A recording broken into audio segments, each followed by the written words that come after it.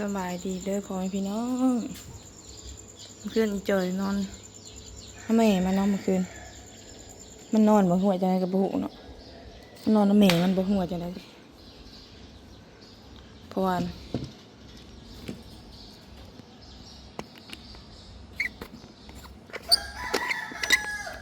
เกิดเหตุ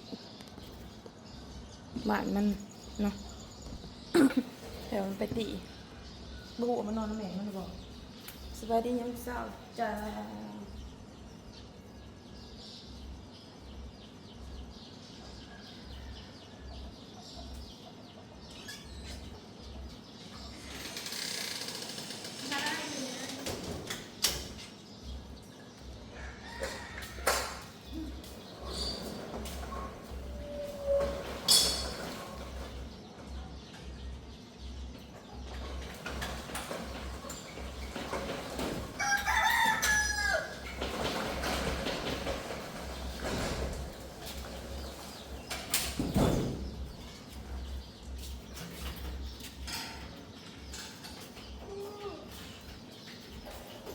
สบายดีพ่อแม่พี่น้อง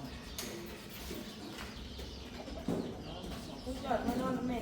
ว่านอนมันนอนแบบหัวจะได้เจ้ามันได้นอนอยู่บอกเจ้าไปเต้นอยู่บนคืนมันจะ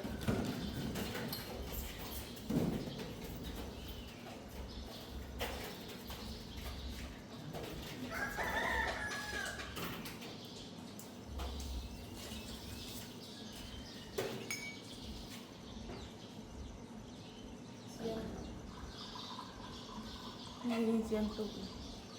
ดาวโหลดไปเด้อโหลดจอดนะนะ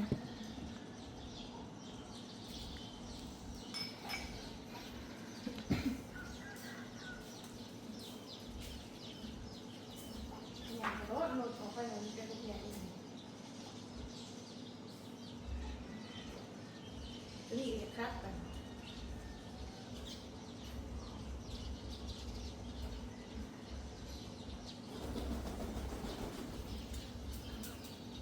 เพิ่มเดือดครับ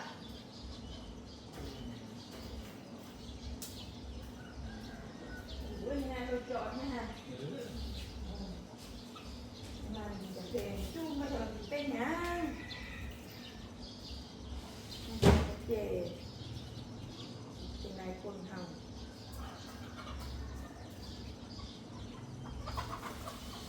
ใส่บัว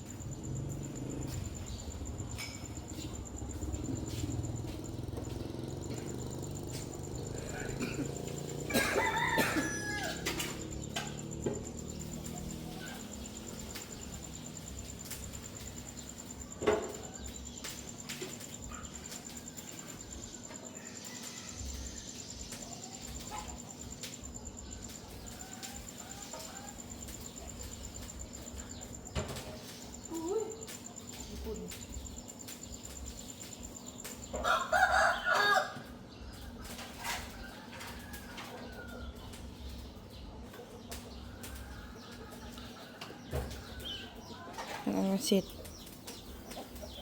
คงฝุ่นเต็ม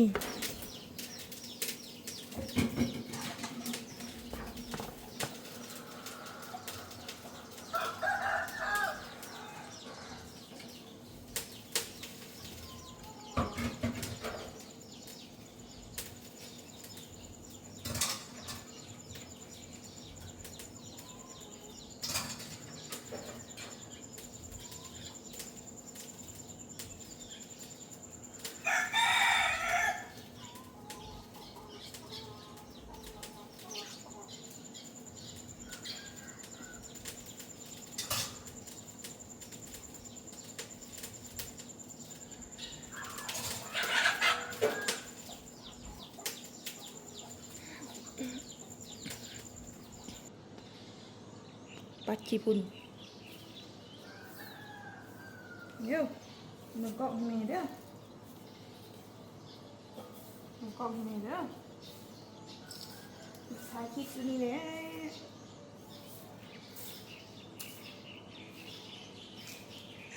ตื่นที่สวยดิเป็นยังไงไหนมาตื่นเถอะพ่อที่ไหนตื่นแล้วอันนี้ซ้นอนมันเนาะ ำยุ่งเลย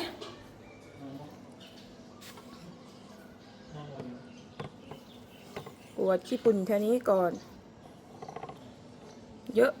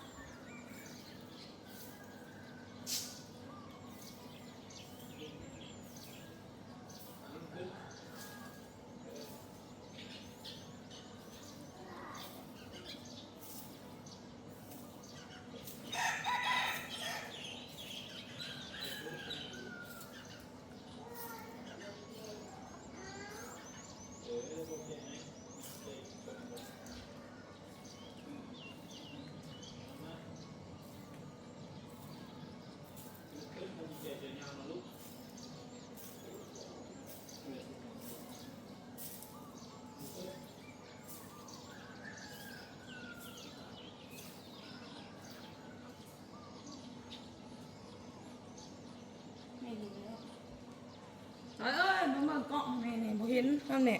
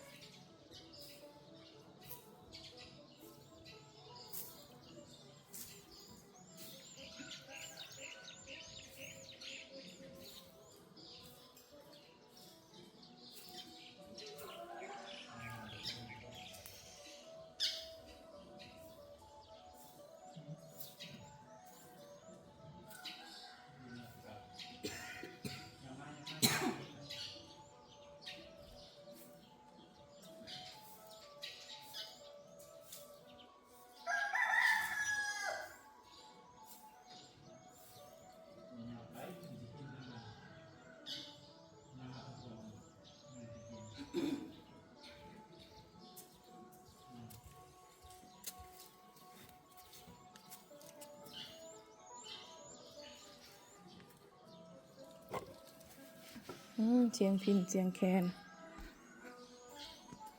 อันซินเดี๋ยวมันพี่น้องเอาลุงคายเบิดบอลตัวดินคือลืมถามเนาะลืมถามอย่างจอนฝากเป็นกำลังใจนี่เด้อพี่น้องสมใจแหละเด้จอนเมื่อนอนน้ำแม่มาละFC บุญอยากให้ FC มันพูดอยากให้จอนมานอนน้ำแม่มาอยู่น้ำแม่